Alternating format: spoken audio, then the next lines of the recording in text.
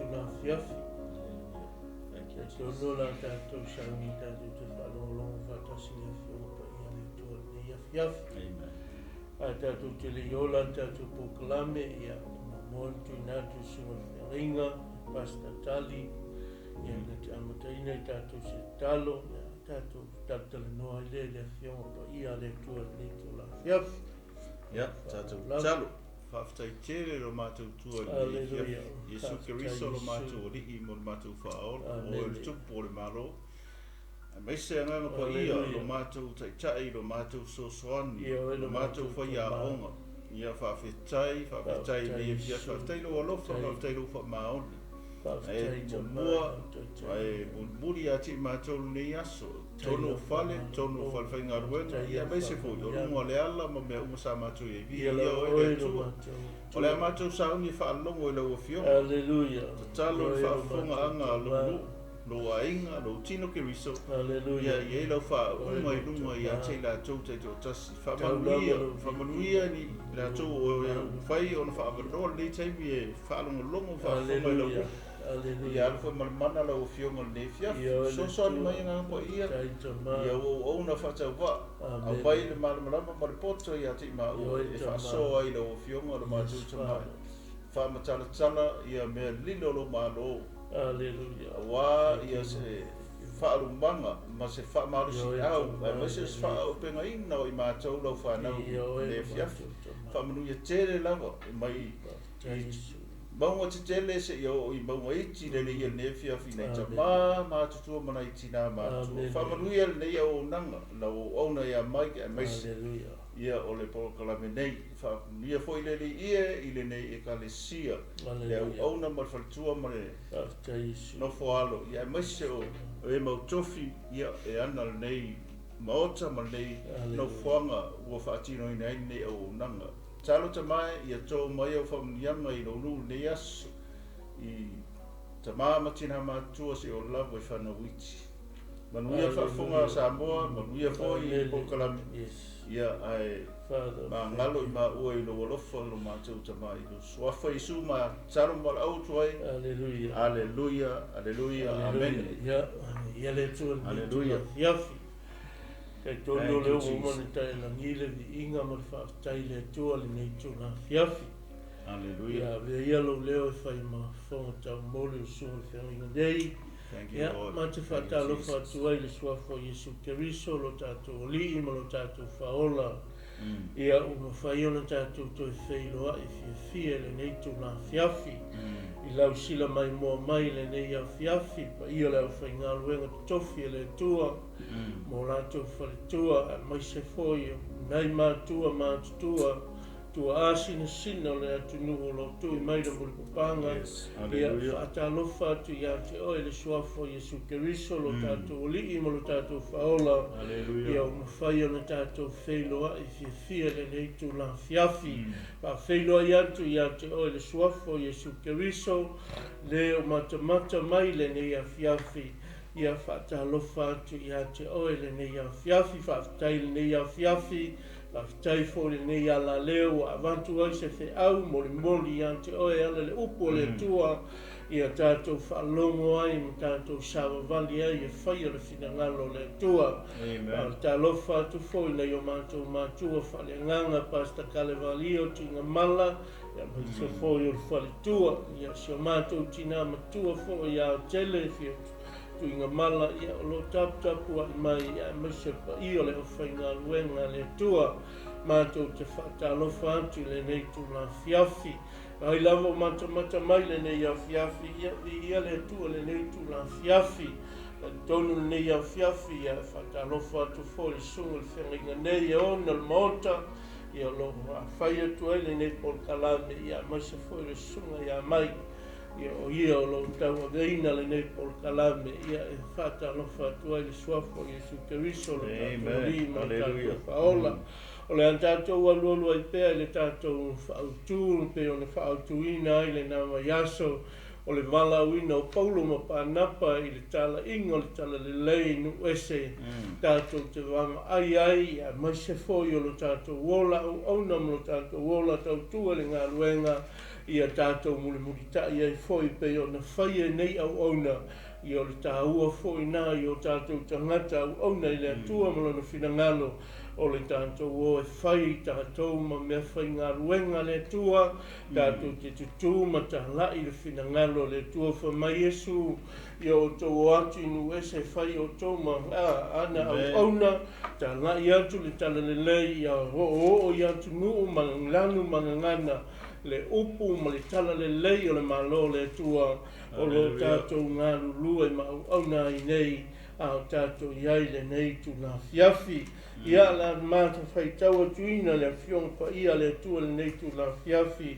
ia a mata ai le tātou mawhitanga le nei tu ngā fiafi ia e sila le mata upu e nā i ngā ruena lona mata upu sul mai tolu ia o le ngata le tā whaitau le tolu sul mai whapasta ia a tā mata mai a ina le tā whaitau ia whai o maua ia tātou whaitau whaatasi mai ai ia ua toi whatuina mai o ia te ia i e uoti i le toi fo i atu lava i le mea e pala ai o lea o whapea na whetalai mai o ia o te fo ai atu ia te o tau mea pa ia tā vita ua wha maoni lava o le mea fo i lea o whetalai mai ai i le tasa salamo e te le tu atu lo tangata pa ia o iai le pala o tāwita foi na ua uma o na auna i le whinangalo le tua i lona lawa tupulanga ua moe ia ma ua whaatasi ina atu o ia i ona tamā o ia te ia le pala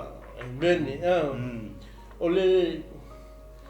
se fe au lea mo tātou le neitu ngā fiafi wa uma le ngā ruenga tāwita ai sila iai le tatalo tāwita nei tatalo le salamo nei e a fo is fulu ma le ono ala na whaiupo se fulu nai whapele tatalo tāwita a wā e te letu ua au i le tunga mau e te letu ua flow tangata pa ia o iai le pala. Waiska. O le tatalo le tangata o lai tali tonu i lona atua. Fa mai a wae te letu ua au le tunga mau. E te letu ua foi lo tangata pa ia o iai le pala. Le salamo na sfulu ma le ono o le whaiupo sfulu. O nai fai mai e le talo ta vita i lona atua. Ai sau i le whaiupu le sfulu ma le tātou te whaitauina ua uma le ngā ruenga tā vita o na tuule o ia le tuunga mau wha mai ua whaatasi mai ia ma ona ta mā ua o i a te ia le pala e tasi a le tangata e le i o iai le tūlanga lea na lo tātou ua li o Yesu Keriso wha mai ua uma na whaia e ia le ngā ruenga na whamai lo Yesu ia te tātou tātou wa ai ia tā vita o i o le tupu le ngā ruenga le leisa ia whaia i na whamai lo Yesu ia ta i lana tustusi nga whamai wa uma le ngā ruenga tā vita o na o le ia te ia wa tuu ia te ia le tuunga mau wa o ia te ia le pala proiska e tasi ale tangata e tasi ai le tangata le iyo o ia te ia le tūlanga lea e le iyo o le pala lona tino na o Yesu Keriso na o i o le tupu o i o le li ma le tupu o ia na sau e mai ale fe au o le talalelei o le malo i le lalolangi nei o tangata umala o tātou uma po ai le tupu po ai whai mai e le o ia te ia le pala o tātou uma tātou te oifo ai le pala so la awane e manatu whaapea o e le o ia le pala i lo tino so o la tala ia te oile nei tu la fiafi so se tangata le lalolangi nei pe tupu pe avoi pa mai e maua lunga i le lalolangi nei e o ia te ia le pala e tasi le na le o ia te ia le pala na o ai na o Yesu Keriso le alo le tua soifua ina ua umane te whatuina mai o ia i le aso tolu ua fio mai o ia ua nofo le tu tamatau o le tua o ia o le o ia o le fau tua le taimi nei o ia o le apo ia o ia o le tātou whaola o ia e wheso tai atu ai i tātou i ante ia o ia i lo tātou tamā o le ngaluenga lana Iesu le whai le taimi nei a o tātou iai le nei vai tau ma le nei ma le nei savalinga le nei tau sanga so mai le au soa tātou whaalanta lata ia Iesu o ia tātou te mau ai le file mu whai mai Iesu ia o toga ai ia tā vita ai na uma le ngaluenga tā vita o ia te ia le pala whai mai ua tuina whaatasi atu o ia le mea o loo iai ona ta maa ua tanu ia te ia o ia te ia le pala whai mai leo le whai upu nai valu pasta wha mole mole whai tau mai tolua ia tolu valu ole nei se mai le au soi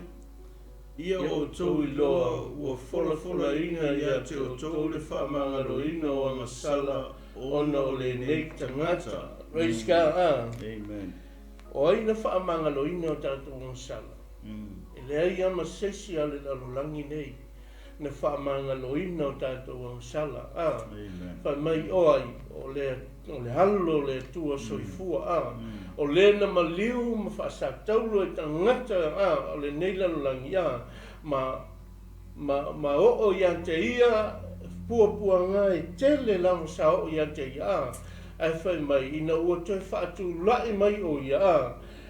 ina ua mai toi whaatu lai mai o ia whai mai o ia o le whaaola mo te ngata umalawa praise God so la o tātou umalawa sa tātou ui mai i le angasala au avea Iesu Keriso o i o le whaola o i o le laweai na laweai a te tātou mai i whita ma whaawhita uri le savalinga o lo tātou iai o ia sa laweai a te tātou ri pasta ia whai mai sau whaasoa pasta Malo, ia leri, magai. Amen. Ia pe o lo toe whao wina o le tato mta upu le sutolu neva ia soa. Ona, o le mta upu le sutolu ma sufa, o tala noa le i le urua i malanga wha misionari a polo ma PANAPA. Ia, te bile le mtata no le vaso te nei le tō whinga le anga po inga tō whia i la ua. Almanga ia la i o le vaenga ia le ua le fua ua se e lau whamtalanga o le vaenga lea. Ai pe ni te ua isi singa misi le vaso te nei. O le launga le a Paulo nga launga ia iu teia i inga ua tau nuu i le aile o pe reka. Le mantua le ngai pafo. Pafo le nga whiku ua i le li whani le pa Yesu. Neng whakau raso i loe Paulo pa Yesu. Onga tu waalola ia le mo atu i lunga i le atu nuu le ta ua tātou teimi ngei pe a whaifo e following news. La kung ule le mo kua whaikau wafe ma whitangata ua maririu le mafui. Ma kua skaki ala le whanua o le nuu le o take i le kaiminge i le saka ua i ongo Paul o le whengaingu tua ima le whengaingu fo o Asia totonu po maina Asia Asia titi ia o le ala ua fo lau o tuei Paulo ma PANAPA ato mantua fo lasang te nei i le mata upua le nga sui e le o le ngata in sui le tai o le partner ia aua koi fo i le ri le o yone mareko ia alma ngai ala le la unga le Paulo o langa o mantua yu tai le ia yu tai tono nu ia le ala mako yu kai e le fi faru mo ia Yesu amen o le ngai ala i o le fainga le apostolo langa forsanga anga maka mai a mose langa o mose o kalangolo ya mose o tulafonu o le tulafonu lo o i lo le apostolo e fia kere yu kaia e whaalongolongo le tulafonu wa me foi lea ringa o yu taia i le sunako i le sapati e o e whaalongolongo e whaitau tulafonu e whaitau e le tangata le tulafonu tu se upu ma whalsai o le tulafonu ia lea la waluakua Paulo a makasa'o mai ala launga ia mosi fa'asolo mai a ia le ia Samuelu ia le history o Israel ia ma fa'amasino se ia o mai lava ia Ioane le paputita ia matavita e o ia apero amo i latunga a mata mai le nuu o Israel fausia mai le malo o Israel ia le la o fa o mai le fa ipu ia le wa ia ta o le fifi le lo la o ia Yesu ai makua o yu ko ia e fe ka ia Yesu len ko fa ia Paulo fa nge fa ma ngai mai le matanga a maka mai pe a maka mai a mose i tu la fono onga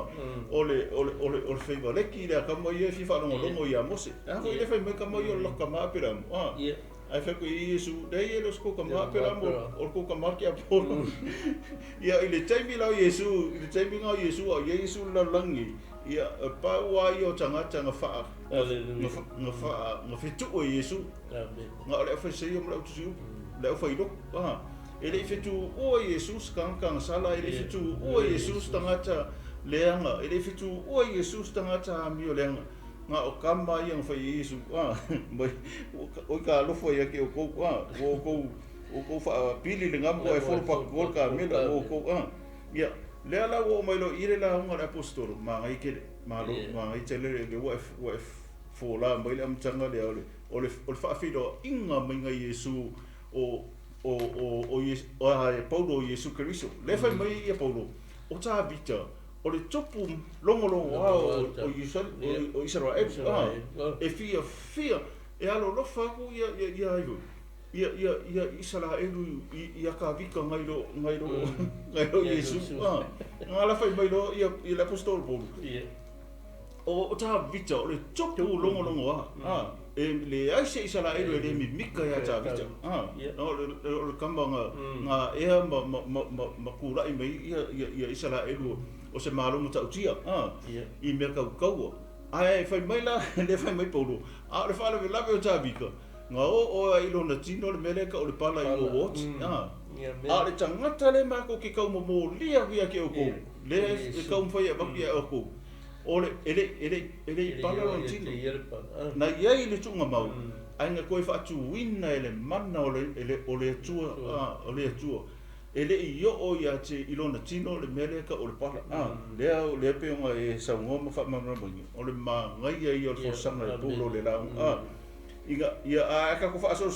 wale fa ku nga do so fitu mai o le na toi fa tu wina mai ele tua wale o ia te ia le pala oile o Yesu Kristo pe on ta wele ta le fif o Yesu Kristo on toi fa tu wina mai ele tua ia le me foi le tato ka ko o i sika kai e pe ka u ku ia ngai la ko ka ia langa loko ngai do o Yesu ia o Muhammad ia la fo pala o pala Muhammad o pala puta o maisi lava kanka le fa uru ye isi ia o pala uma o Yesu Kristo toi fa tu wina ele tu i lona mana e ala le nganga po ia le wa fio le langi pe onta le nga tu o le apostolo ma fio le fa mai o apostolo o ma to ngei o ma ko maka ngei o le mori mau sa va ai lo ko soi po mai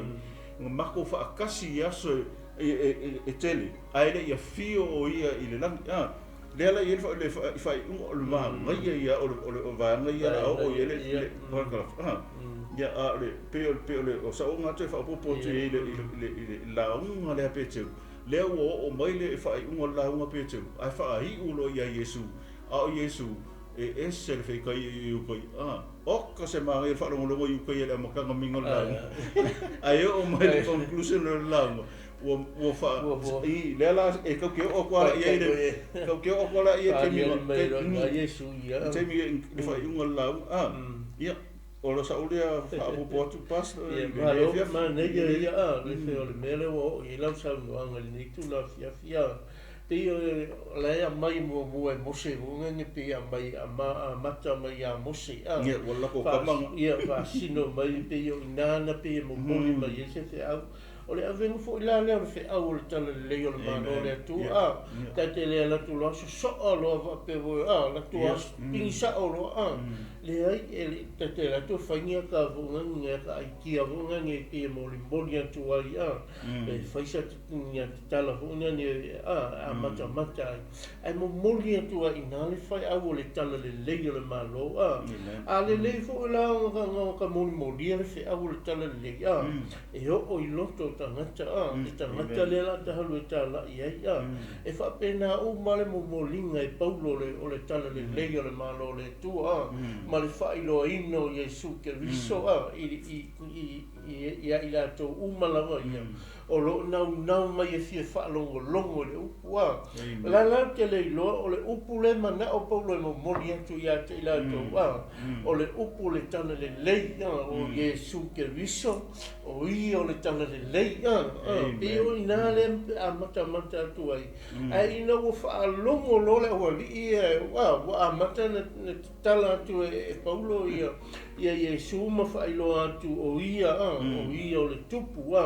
o ia na mo lio tatou se mo tatou leanga le santaulo o ia le i o ia se pala i lona tino o ia o le tupu ma le li o li o ia o le tangata fa tua po le halo le tua soifua fai upuna e fase full pasta va mole o le nei ia o tou nei o ia te o tou le mea o fai mai ai perfetta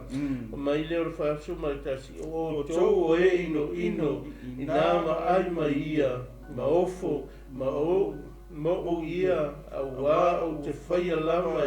o se ngaluenga i o na aso tou o le ngaluenga e ui na whaamalaina ia te o tou e se tasi tau te le tari tonu iai praise God matau dia la o tala ia o tala le awali ia whai mai le o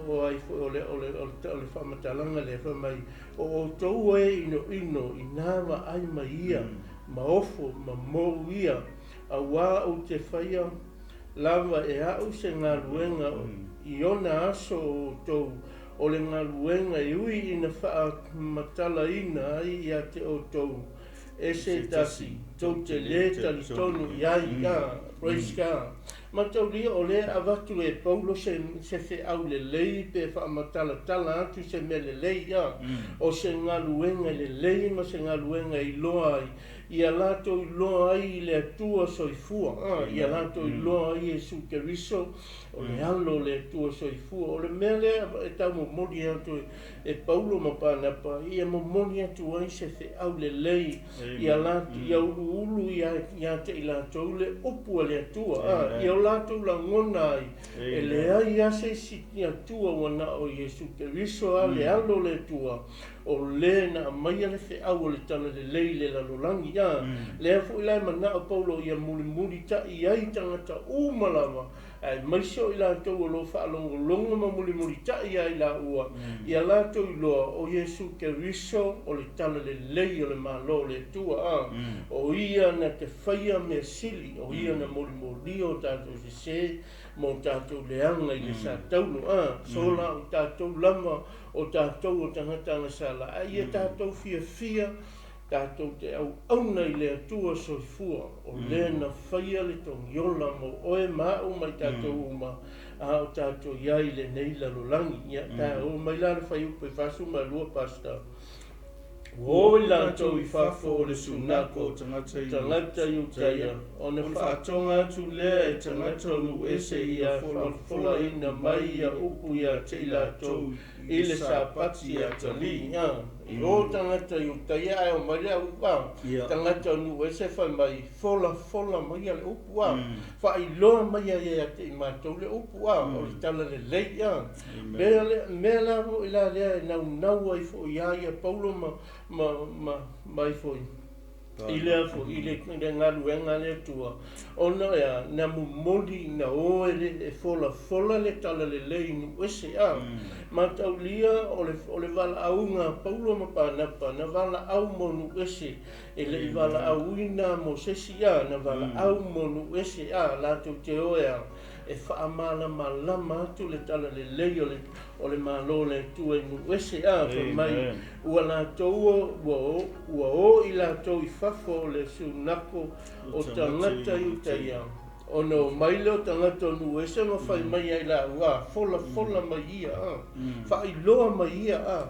A mai a ia se whi au le lei mo i mātou a. A mai a se whi au mātou te whi wha longo atu a iai. A o e fola mai e perfeta a po le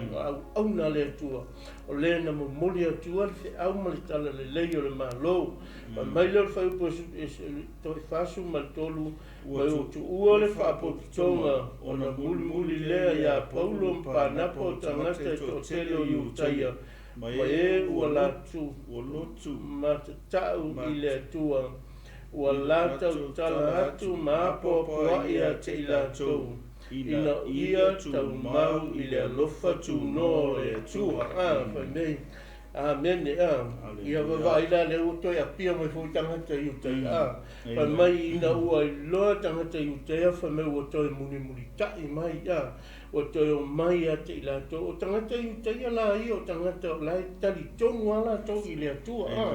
O lai muni tai a lātou i le talalelei o le malo le atua. O lai lātou te malama fo i o Yesu Keriso le halo le atua soifua a. La fo i lai fi whaalongo a lātou i le fe au ma le talalelei le mo mori atu e Paulo ma PANAPA ia te i lātou a. O le fe au fo i la lea mo tātou umalawa. O le tāu o le tātou fia tātou te whaalongo i le fe au ma le talalelei o le malo le atua. Fe lava se mea o i whaalongo i se fe au ma le talalelei o le malo le atua. I e nau e te whaalongo iai praise God. Fia te whaalongo iai a. Ave iai le se laupasene te whaalongo i le ngata e te malama ai. A te maua mai fo i se si mea o ngā ia i lo soifua mo no tātou wola. I le whaasoa mai fo i lesi tangata matau lia e le o tangata malawa e malama i le fionga le tua ma tusa le lātou whaasoa le fionga le tua. O lo whaalongo i lea, au no lo whaalongo i lea, au no o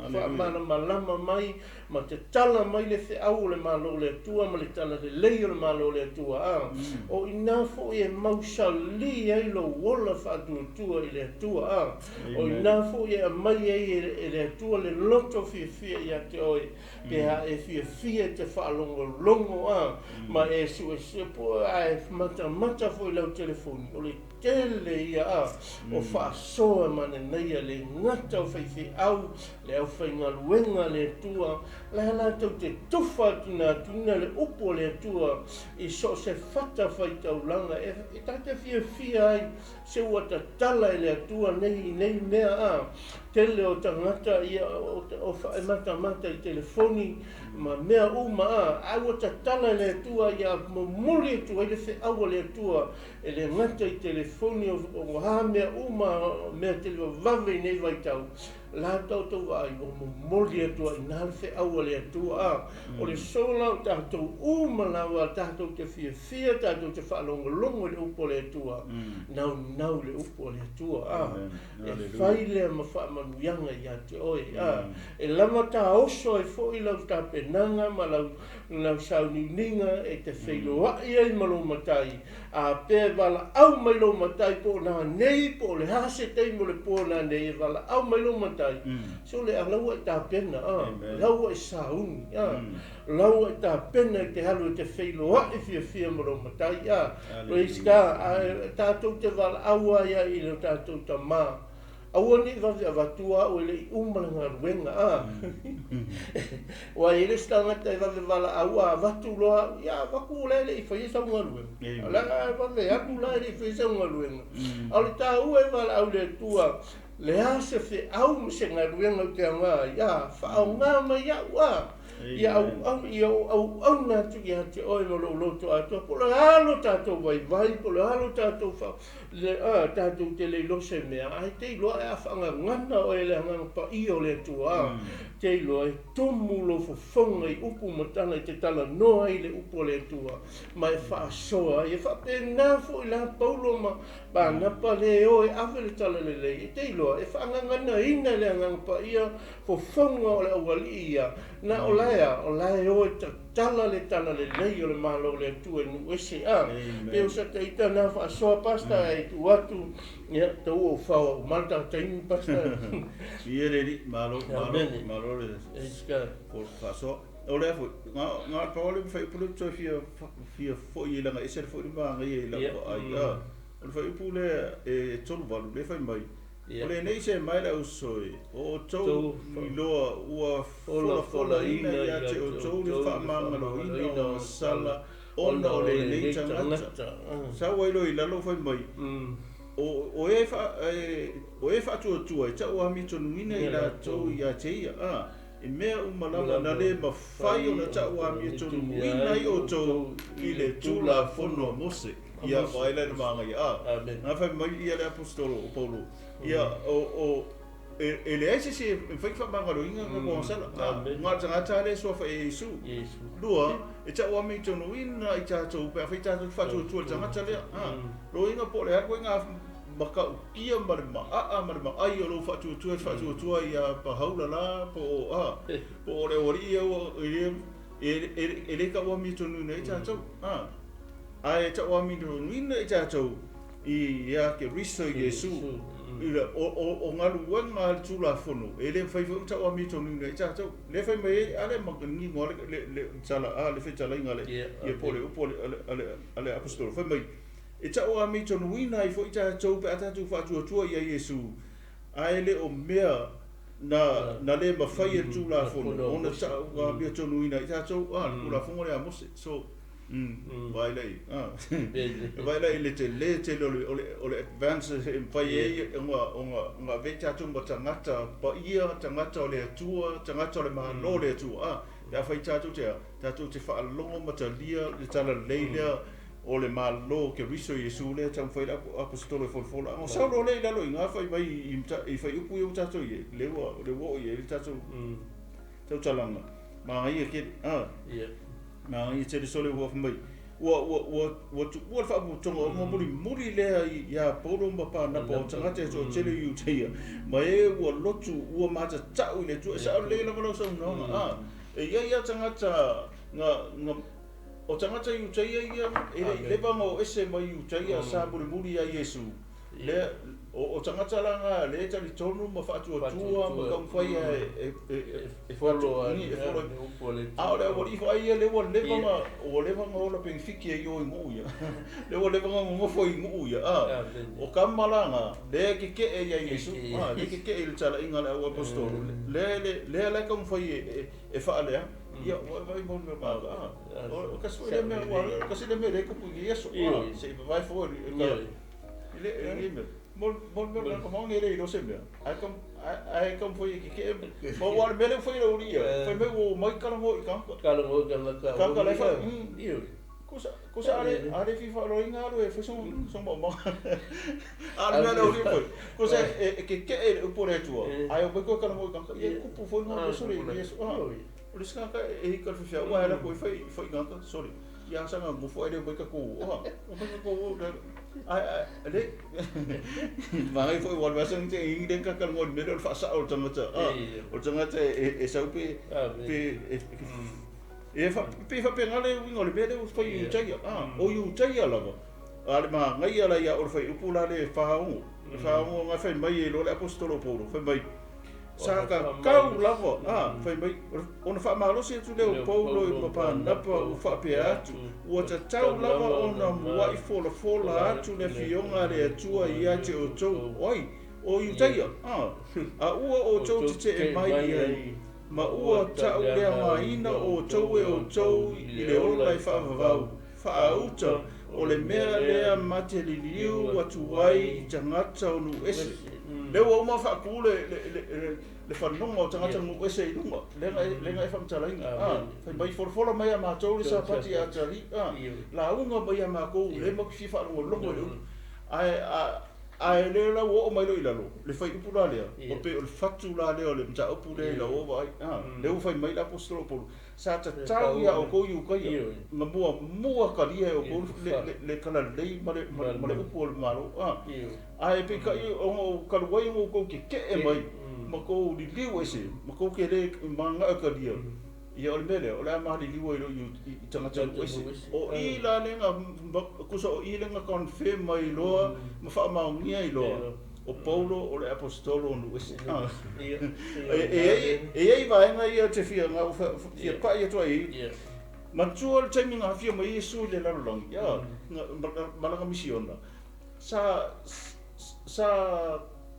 sa pe e falling mai e le manga o Yesu e vakle nga fa ilo i tanga tanga no ese ye lo la to wa no i to no mele ma ko foi leng sa Yesu foi nga o so a ko wo au ngi ko ui se alo ese au fo ngi ko wo se ai sa Maria ora fa ko mo kala inga le nga falling mai never mind no ese change au ngi ko wa fe se ai no ese ai o a tau o ma boy sa le fo nga ku si fingi kanana fa ngi fingi ese le nga la ku fa e su o mai ki nga nga ka ma fa me su e le bai bo me ai fa na ma ubi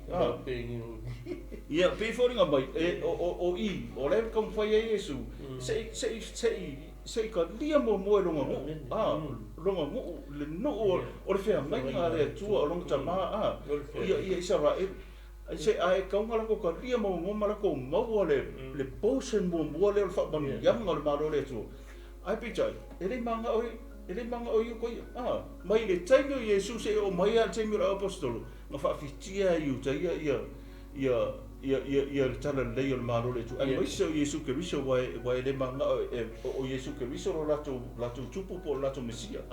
manga o yu tai o lato mesia e o mai angi no milionga si mai pa pe mai no se faka au lo vale e vai mai la langi le film ia pe taila le la o mai ta i le mata upu le la o ka mai lo ia apostolo Paulo fa mai ai langa le ko ke ma ko ni le ese maka mai ke o Yesu se o bai ma ko ke o le mele o le ama ko li liwa i do i no ese onga ya langa o ko fa o so fa ka nga fa ma ka ya o Yesu o le ipu mo mori no mo o le ipu e nga ke mo dia no ese so lo inga lai falling mai o Paulo ia o le la o fa ali o Paulo mai ia o le fa i dola o ki nga VALAAUINA ia o ke mo dia ia le TALALELEI no ese so o se miti changa le o se makwa mi ka makanga le ke mi mo fai ka o i ma kilo i ngai upu o se fa fe tai lo ka roko ka ki fa fe tai le tu o ngo le va ngo le ka kala i e pese ko mo suri vangi le fa mai na fa fitia o ia i utai ina ia tau no o i valo anga i saia fa sata ro ia pauleo le lato o langa ai oli nu ese le fa to ale o mata ia oi la sengo ese ale oli oi sengo ese a fa fiki oi sengo ese a le wa mai a tita to ole wa ko fusia i ta to le fa mo yanga le ko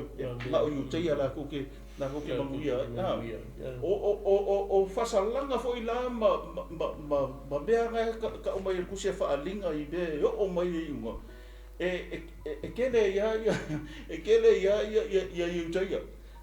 kele ya yu ka i mengo o mala ma mengo ai se langa ele fai ngo fie ele fai ngo fie fa o tanga ele fai ngo fie fa mangalo ino na sala ele fai ngo fie fa salo to ino tato ele fai ngo fie fa mai no tato ele fai ngo fie to su eno le lengo tato mo le to ma su e lunga sa tau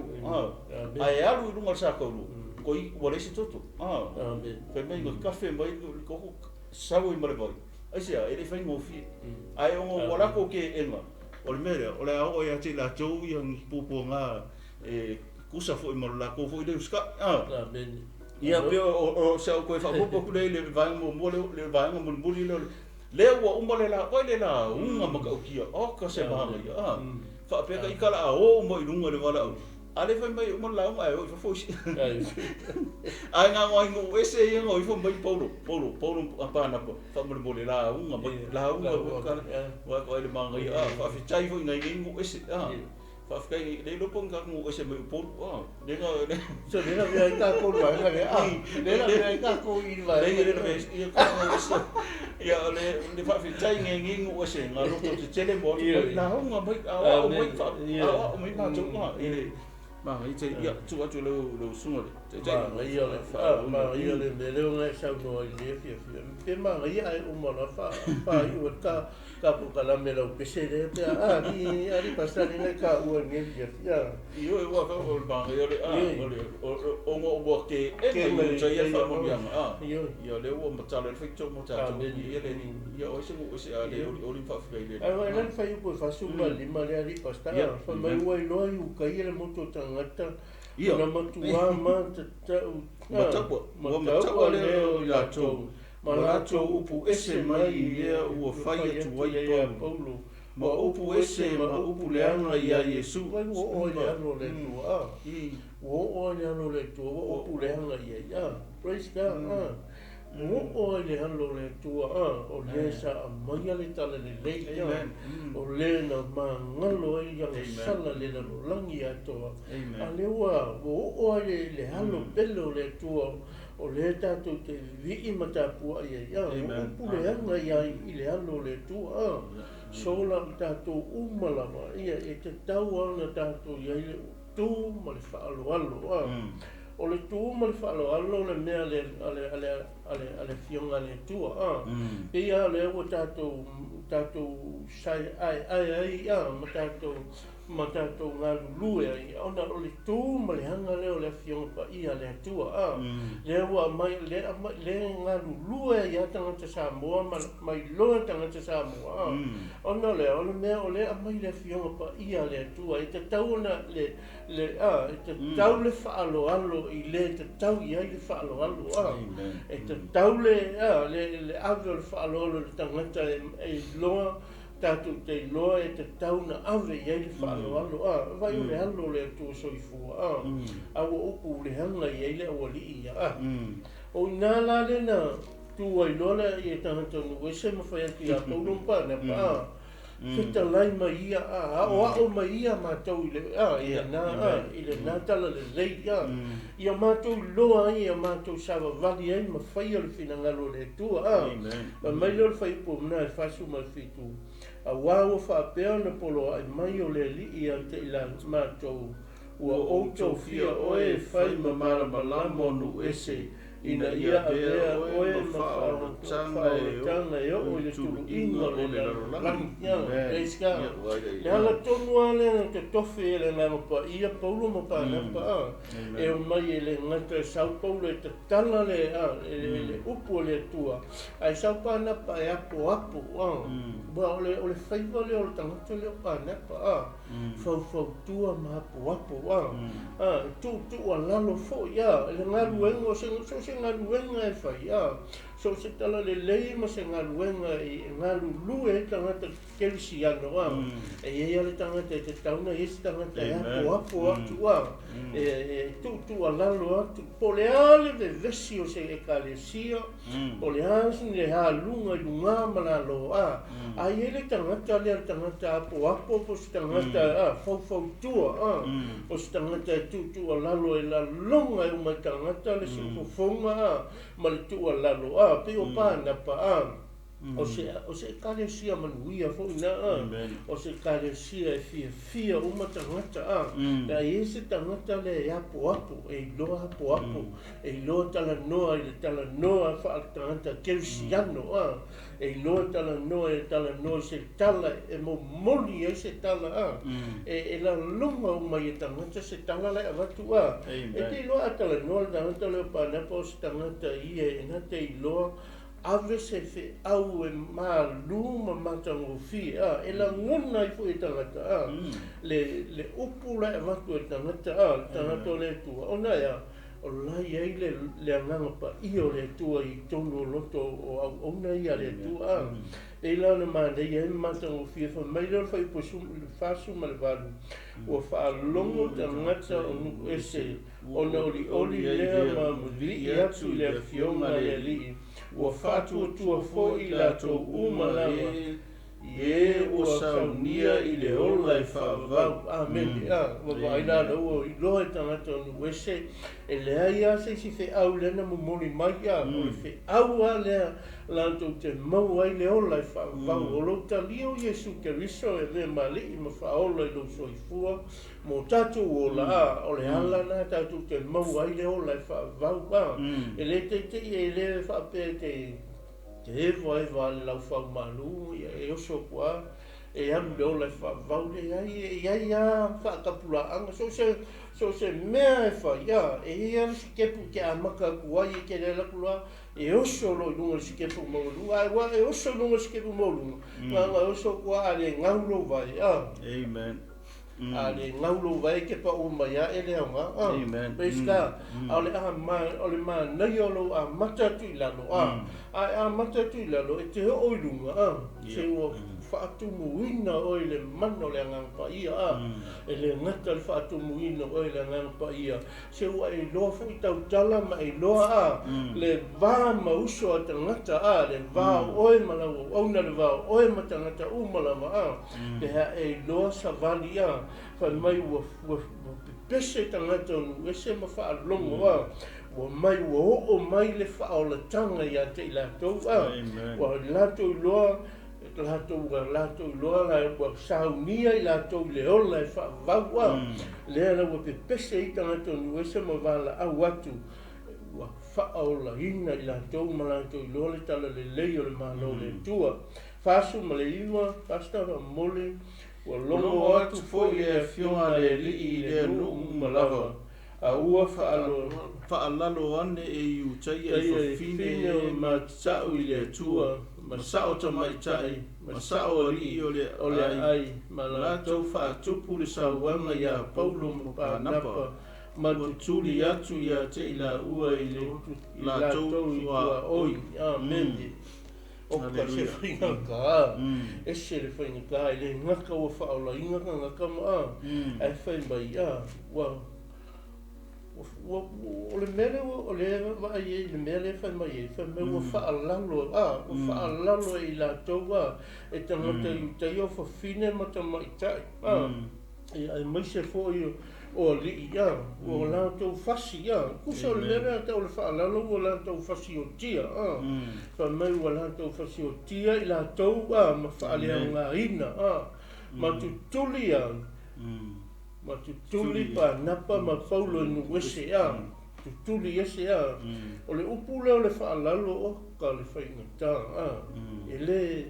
a tātou whaalongo i ma tātou wanga ai so se tangata o talia Jesu e le mali e ma whaola i lono soifua ma lono langa tātou te la longa ma le tū lea a e la ngona le tū lea na whapeifo lea whawhetai le tua ai o mai pupua ngā ia te oe mai tātou a lau tātou maua le fia ma le oli tua la tātou te whaanoa noi le ai le tino nei a la tātou te fia i le ola i whaavavau so la mai maualo ola o no Keriso Jesu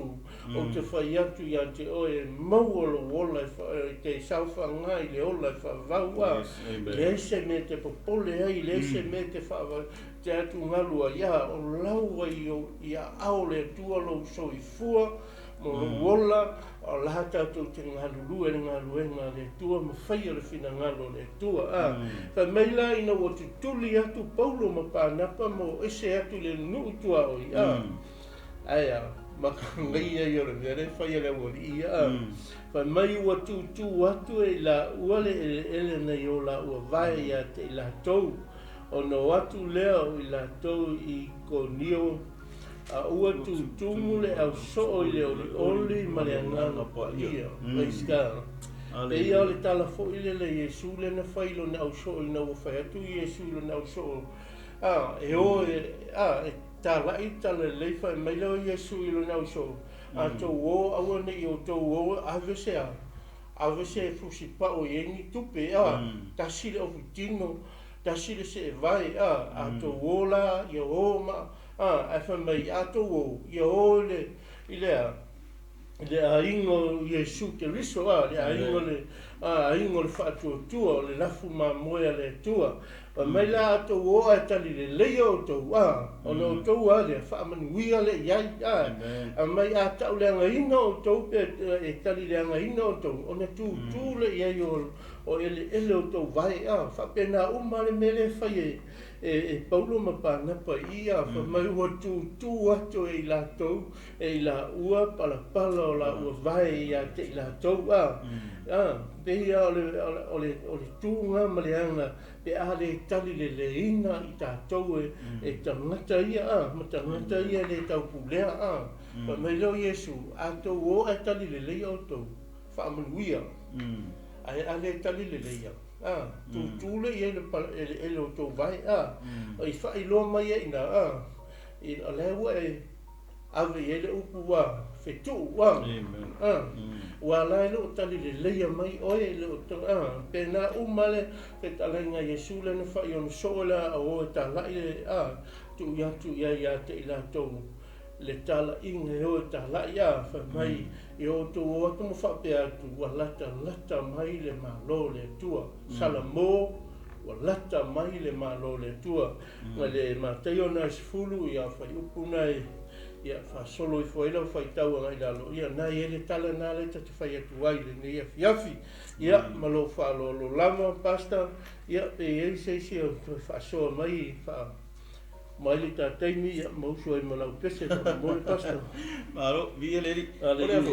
ole nga leo cha chono wa manino ba ia le mta upu le suto ia o pe ole nga o to fo ia tu ile tala ana nia le fo ia Yesu fo Yesu mo fo me Yesu an ia alu le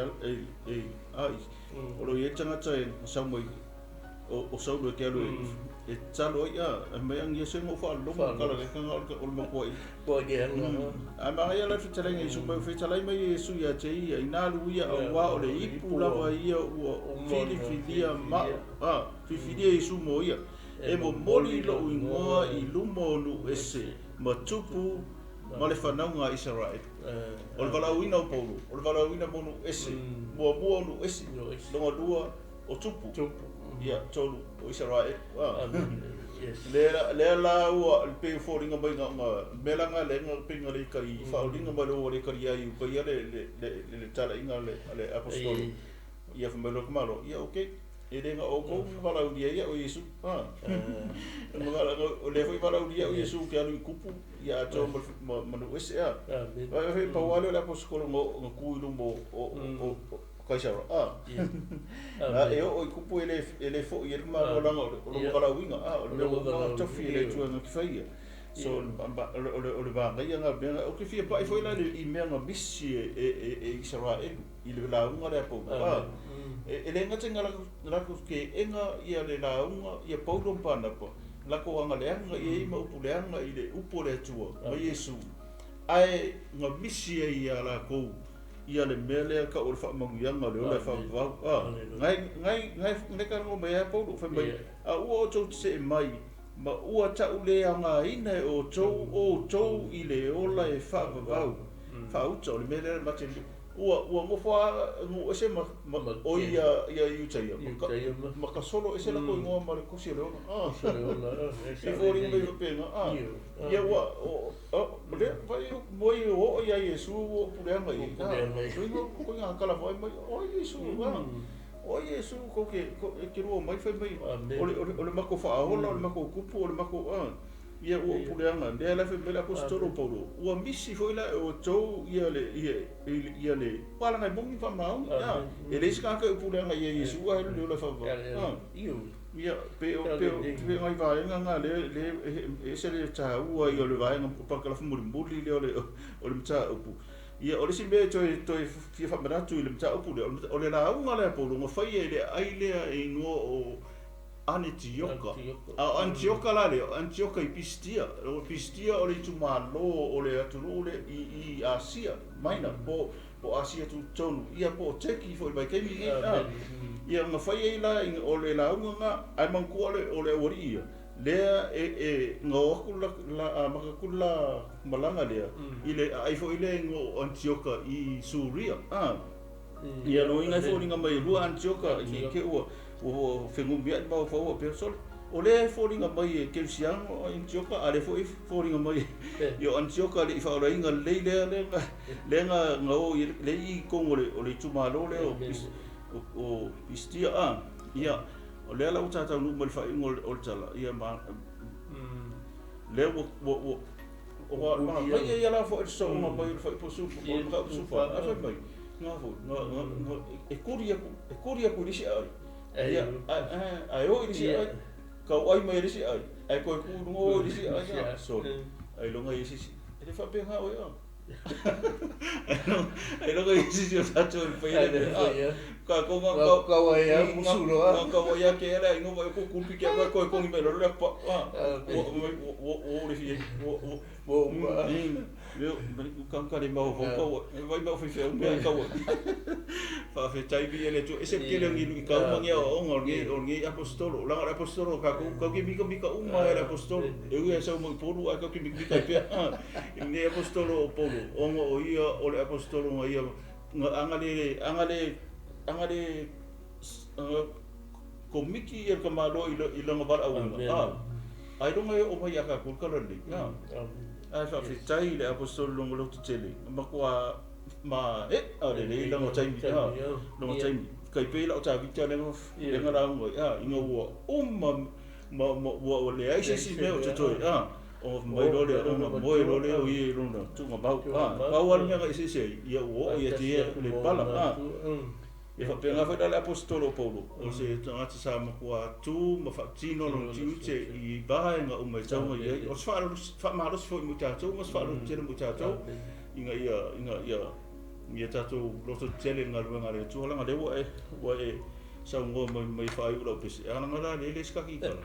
ale la ko mai fa u atu le fa u la le fa u le pese le tu sia sunga su beto ia ai o se la unga ese lo fi ni pese so lo fi ai ke mi uso I tono ta su sa ni na pese I kai mi ngo mala mai ile mere fa ka u pese le al pese le na tu sia sunga su beto ile kai mi nga yai puo ngai kongo ngalunga le tu I makongu e mo la pese le ngai lo pese vonge fa ma lo si ke al pese nga tu sia sunga su beto ale o mai le o tu spai ta funo al fa ma lo si pe ku si ngai sila ngo malanga mai ale la ka o so fe muri just the last verse na fa fitia o ia utaya ina ia taunu ai valo anga isaia fa asataroia pauleo la to alanga ai oli nu ese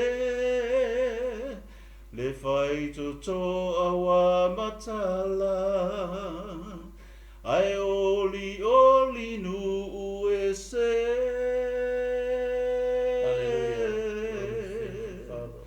le fai to awa matala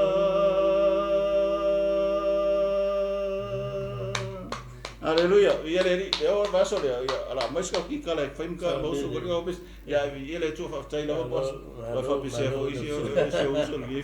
ia le tu God bless ma rio o pole ia ia mata o fie ia o le fe au fo ia mo tato ni tu la fiafi Aleluia ia na moli ta e Paulo ma PANAPA le TALALELEI o le malo o ESE o le whapena fo ila o tātou tangata tau tātou wōr whai tātou ma au auna whai tātou ma e tā lai TALALELEI o le malo le tua o tātou umalama e tau o na tātou wō uma tātou wō tāla'i atu le talalei o le malo le tua mo le i taliaina Iesua e mali whaola i o lātou langa. So le lalolangi nei o le lalolangi e mawai atu e uma atu e o mai le taimi e le toi ai tātou te le toi wa ai atu ai e o mai le langi fou ma le langi fou e o ina tātou te mau ai le fia ma le oli e ia upo Iesu na ua sauni Iesu e alu sa taulu whama Iesu o te talo mo i lātou nga lia na i o ne suma fitu ala whai upo iwa o lo whapere te talo Iesu whamai o te talo mo i lātou o te le te talo mo le lalo langi a o i lātou na e auina mai i a te au wā o tangata lama i lātou o iska so la a o le taimi o le unga ma o le taimi o a whanitama whita tātou lone le te talo lea Iesu whamai Iesu o te talo mo i lātou o i lātou malama leo o te tono le whaotanga le tua. O lātou malama ia o te lia Iesu e me mali i ma whaola i o lātou lama. O ia nā le whamai Iesu o te talo mo i lātou na e awina mai a te awa. O iska o te le te talo mo le lalo langi. O iska ai whawhawhonga le leia le te talo Iesu whamai Iesu. O te talo mo i lātou, o te le te talo mo le lalo langi, o te le te talo au i lātou malawana e awina mai a te au, o tangata i lātou, wai waila i el madino mānai, o le te talo Iesu, le te talo i non tama, ia ai sila fila ma e loa, i tele o iai to tongo le vaenga lea, o le wala au ma le whaamahalosi atu i hate oe le nei afi saune whaise ua manoa i te talia Iesu e a vea malii ma whaola i lo soifua mo tātou ola tātou te hoa i le ola i whaavau tātou i loa ai e o le tatalo lea te tatalo a Iesu o lai te la vea i te tongo le tatalo lea a e loa i te le talia Iesu ma vea malii ma whaola o ina lai te la vea le lalolangi ia whamailo Iesu o te le te talo mo le lalolangi, ai o te talo mo i lātou, o ena e tuina mai a te au, o tangata i lātou, o iska o i ole manino i ole whitalenga Iesu, o le manino i ole te talo Iesu, o le wala au ia te oile ni a whiawhi, a whai e te le talia Iesu, e vea mali i ma whaola i no so i fua mo tātou ola, o laua e te la vea te talo lea Iesu, o lai te la vea, o oela te la vea te talo lea Iesu, e te le te talo mo e le lalolangi, o te le te talo mo le lalolangi, o te talo mo i lātou e awina mai a te au wa o tangata i lātou so la i o le whaamalosi le i a te oe le nei a whiawhi o se whi aufu i le whawhangu mo oe mai tātou uma le nei a whiawhi le ia se me whaingatai le tua o le tātou o e tātou te au auna i le ngaruenga le tua ma whaia le whina ngalo le tua o le manuia na lo soifua e le ngate manuia oe manuia lo ainga manuia lau whanau manuia me tango iei o lima manuia lau ato manuia me umalawa i te mangao ai e wha manuia le atua i ate oe ona ea ona o laua e ta lia Iesu e ve mali i ma whaola i lo langa o lau tantonunga i le kerusiano o le kerusiano toi se me ta atiru o tele na tātou whaalongo so ai ole amani ia te oe ole alu ese mai i tu ina naunga ma whiawhianga le nei o langa o lo nau atu lea ia Iesu ke riso malana whaoletanga o lo mori tai atu lea ia te ia o le manuia lai lo tātou tamā o ia o le tua manuia o ia o le tua le sosia ma tama aina o ia o le tua whaamanuianga o ia o le tua tali manao le hale me te talo atu ai tali mai le tua ia te oe o iska ona nei le whiawhi au te lisa hauni te sau le nei le whiawhi au whaalongo atu i mei olo tu pe fusi pe fusi pau le fusi e o fa ko le tele o ngaluanga le o le lalango ka mo fai fonge o mai a la o te la ka o te sauni fo na te sauta te fa so tu le o le tu e se ala te fa longo te fo fusi po mo vai tai ke o ya I mero no te fata o fai atu I lo su a fai Yesu o le la o sauni te halu fa te no le por kalame o e valauina ai matou te ngalu lu ai ia mai ala fa malo no e te lo no o mai tono le mauta nei o falo tu o pise me o ma o tafi ese atua o no le ale manda le fa unga le tua o le tatu o le talitonu I le tua e fai le tua le sini mo oi a fai te le Italia Yesu e mali mo fa ola nei afia Alleluia la valaaui te oi au te ma I leo ia I ma ua le tali o le ia o le tali o mea uma o Yesu o le tali o mea uma o le utalia fo I lao Yesu e mali mo fa ola I lo langa ua e saufa ngai le malo le tua o iska so la lo saufa ngai le malo le tua o lo fai o le fina ngalo le tua e le fai o lo roto e umana Italia Yesu e mali mo fa ola I lo soifua mo tatou ola a ele muli ta I le fina ngalo le tua o te fai atu I ante o sorry wefa le so wa no le malo le tua iska o lo muli ta I mo fai o le fina ngalo le tua o le manuia na le te oi la tu na tu sunga ia pastor tali ia na te fai o se talo le whaotanga I le nei tu la fiafi Alleluia fatu toa roto I lana upu a wese o le ana le upu ke ona I whafongo e le fiafi ia mai whaatai tai le talo whaatai ta ma Alleluia whaatai Yesu whaatai ngā upa ia o le fionga boa I le nei a fiafi o utalia matala atu lo loto e te afio mai Yesu fai oe mo utu fai oe mo whaola fai oe mo uali whaonga mai a te whaonga mea lofa mataleni ua uma o le ea mai a ia te e maua iso bi inga mai e whaamalo sia ise anganga mo lou malo whawhitai wai whaamangaloina whawhitai wai whaamaina e ala I lau fionga ne fiafi o te lia ina I lau loto ma o sauni o te savali ma ola ai whawhitai o na lau suafa Isu Amen I ala oe no mātou tamā, nā tō umalama na whaalongo ma te talo le nei, ta lia la I whaolitanga le nei a whiafi. Ia e whamanuia atu I ate I lātou. Tala atu o lātou loto I ate oe te whamanuia I o lātou o langa. Maha se mana onga I o lātou loto se e whawheloa ia. Talo nei a whiafi o ai o sesi o mai pa I atu lau whamalolonga. O atu lau whamalolonga I tono ai o whale mai. O atu la whaamalo longa I whale o tangata mātutua. O atu la whaamalo longa nai mātua. O atu la whaamalo longa I o mātou ainga. Le wa senga whai whe aulo mātou matua. Ho atu la whaamalo longa I au auna le nei a whiafi. Talo le tua le nei a whiafi whaamanuia le nei a la leo. Lau au auna ma le whaitua ma le no whaalo. Hai pere malama I ate I la ua. Wara o lau tiute. Le taleni foi wa e tu I ate I la ua. Ia whaata mao a inga lo la soifua. Maisha lo la ola. Au ne whamanuia foi la au auna. Ma le whaitua e ona le nei maota. Whamanuia le kalesia.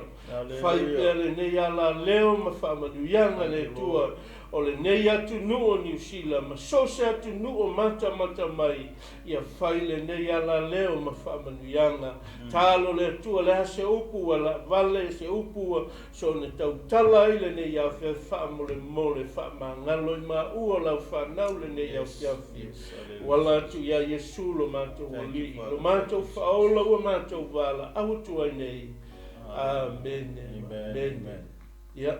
ia tele le tua le nei tu la fiafi. Ia manuia le wikendi. Ia manuia po sa viva.